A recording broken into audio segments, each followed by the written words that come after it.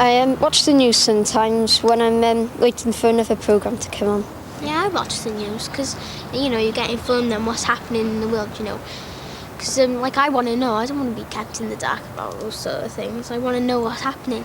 I don't watch the news because I read the newspapers, so I don't want to watch what I've just read. It's the sort of thing you watch when you haven't got anything else to watch. I watch the news if I'm sitting in the living room and the telly's on, but I never make a point of watching the news.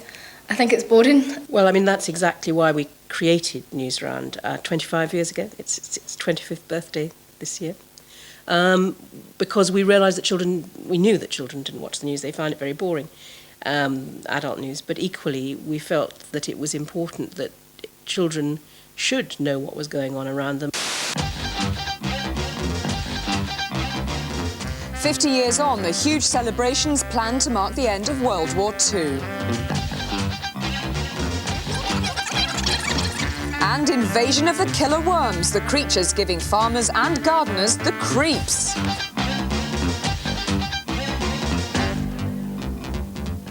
Hello, first tonight, the countdown to the 50th anniversary of the end of World War II.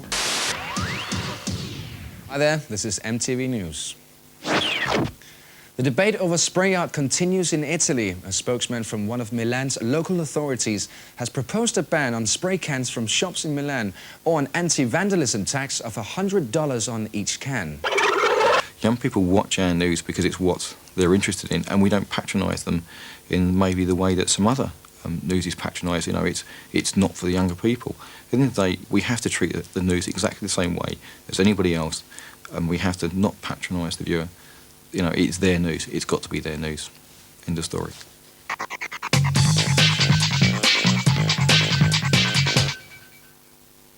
Newsround, it's a lot more interesting than the normal news because it's more jazzed up than the normal news is. I mean, boring stories. Yeah. And Newsround gives you the happy pandas being set free and stuff. They use a different sort of speech because the ones on the 9 o'clock news, they use maybe bigger words that some children might not understand. Yeah. But on Newsround, they put it in a way that children can understand. So everyone knows what's actually going on. Yeah. And the news is, Newsround's only on once a day, and I think it should be on more times because, the other news, that's on three times a day. Yeah, I think I've had enough of news. Newsround's only on for 10 minutes, and that's just not enough. Yeah, and it's got everything that the children want to see. You don't have politics unless something big's happened. With this and that. Yeah, and sometimes things only come to Newsround. Like if there's suddenly been a poaching in Africa, it'll come to Newsround first, and then a few days later it'll come to the proper news. Because they were trying to get squirrels, a protected species, I think it is, and it came to Newsround first, and I told my dad and mum, they said, oh, don't be so silly. And then on the news it was on about it. Mm-hmm. And when they had that worm, which was eating our own worms, the flatworm, which eating our own worms. That came to Newsround first, and then all the other news has got it as well. Newsround's very own gardener, namely Nick Gardner, reports. They may not look very ferocious. But they say about violence in cartoons and in films and things like that, but violence is in the news. We see it every day anyway, don't you? But you can't change it because that's what life is. You see Tom battering Jerry. Yeah, and that's really one of the uses of the news because the little children, if they watch the news, they see what's happened. Right? If they've just seen Tom and Jerry and he's been hit over the head really hard and he's squished and gone back up again, and then they watch the news and someone gets hit with their head and it cracks their skull, then they're going to realise what's happened. So, but the parents have to tell them that this is real, this isn't. Get that into your brain. Real hatred and terror fills the air here. At rebel checkpoints, motorists suspected of supporting the government are intimidated.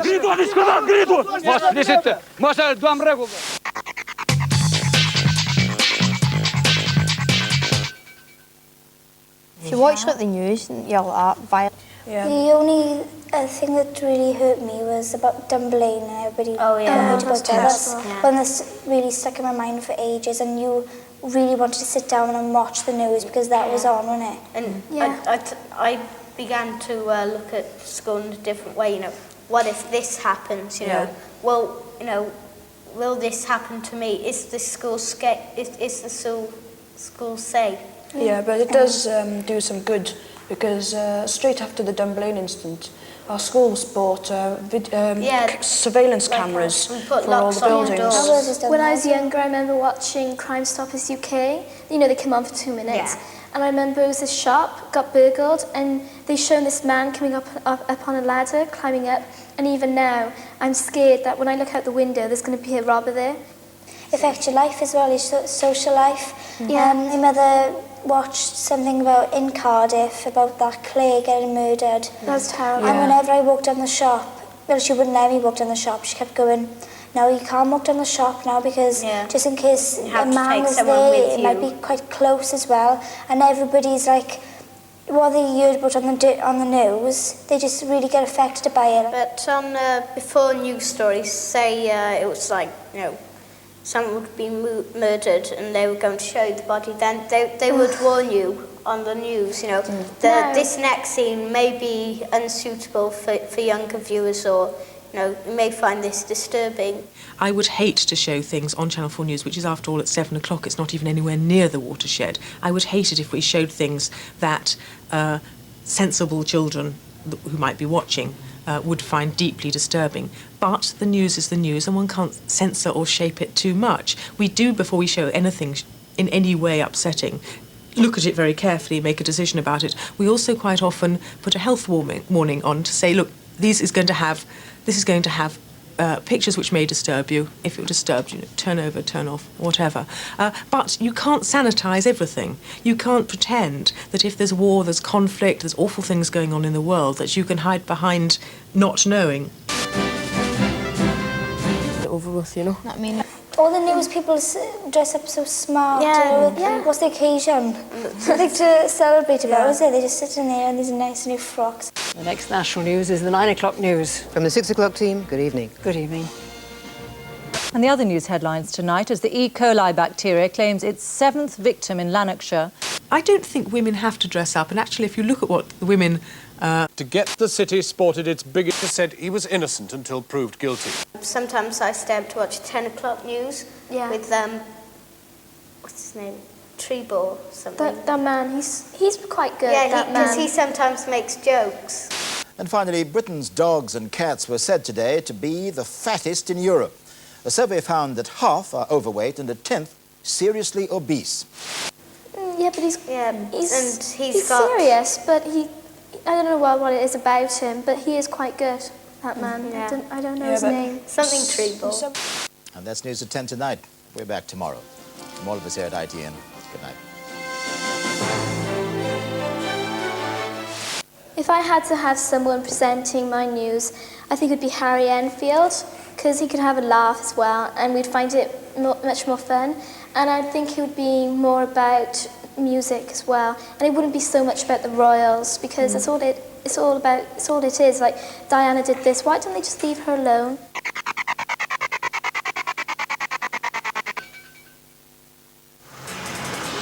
President. The whole point of the news is to tell us news, which is what's happening in the country and things like that. What's happening with Diana. But news is not always bad things, like all the murders. They could have some gossip now and again, like with Newsround. That's what's good, because we like hearing about the stars. Not everything's bad. Everything's supposed to be bad on the news. No good things at all, is it? And they never tell you, like, there's a new recycling scheme, and someone's won loads of money and donated it all to a charity because they're so nice. Yeah, definitely. What I think we should do as well on the news, instead of having all the royals and everything, have us sometimes on there of what we're doing, of what a child in Wales has done. If someone's just done something really good, they should be on the news for that. There are those who say there's no such thing as good news, and the people who've campaigned for good news to be on television news a lot. I don't think that's true, but it is true that that things are out of the ordinary are what makes news. And there's a definition of news as being new, true and interesting. Well, luckily for most of us, most of our lives isn't that depressing and it isn't that eventful. So what's out of the ordinary makes the news. So not having a bomb in Tel Aviv isn't news, but when a bomb does go off in Tel Aviv, that is news. If you have a perfectly ordinary government running perfectly smoothly, and then there are major accusations of something evil going on.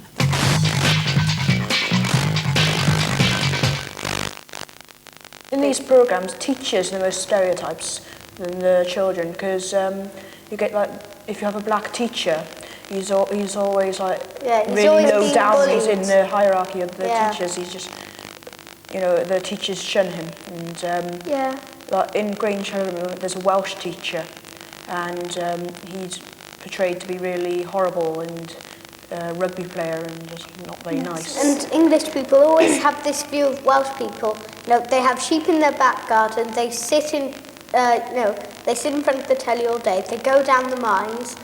And they use these stupid words like "hello, boyo," like "you, boyo," and things like that. We didn't say that. I mean, I'm from Wales and I don't speak any Welsh really at all. Do you know what I really hate about TV and stereotyping?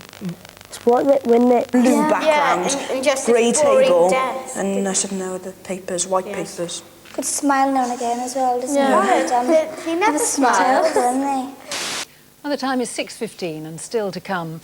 They could have someone who brings happy news, like Harry Enfield, and have someone who brings not so happy news. Yeah, serious different news. parts. Two presenters. That'd be a bit much younger better. as well, not our really age as well. old. We need to know what's happening. Yeah.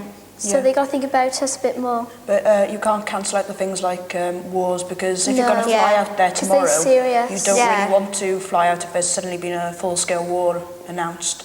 And earthquakes as well. Yeah, like the news bunny would actually help children. To... I really love dramas, like audiobooks and things like that, because they relate to you, obviously. But when you see these things coming from America, all you see is people walking around in really high-knee socks. And with then the sun is shining and brilliant weather. And with schools, with us, if the bell goes, if we run out like Americans do, they show in Clueless, they show they just run out when the bell goes. When the bell goes. If we did do that, that, we get detention. we get detention. And and they come in wearing these ridiculous clothes and and in one programme, it's set in Australia with the school. Heartbreak High. Heartbreak High. And you see them, like having affairs with the teachers, and and they come in, they rebel against the teachers, and they're like talking, hey miss, I really love that Heartbreak High, because I mean it's not reality really. Eyes on the ball, big boy. Okay, hey, that's enough. No problem, Logan. No problem. You're smiling like a babe. All right, you two. Hey, you're both on detention tomorrow lunchtime, understood? With American soaps, because I sometimes watch them.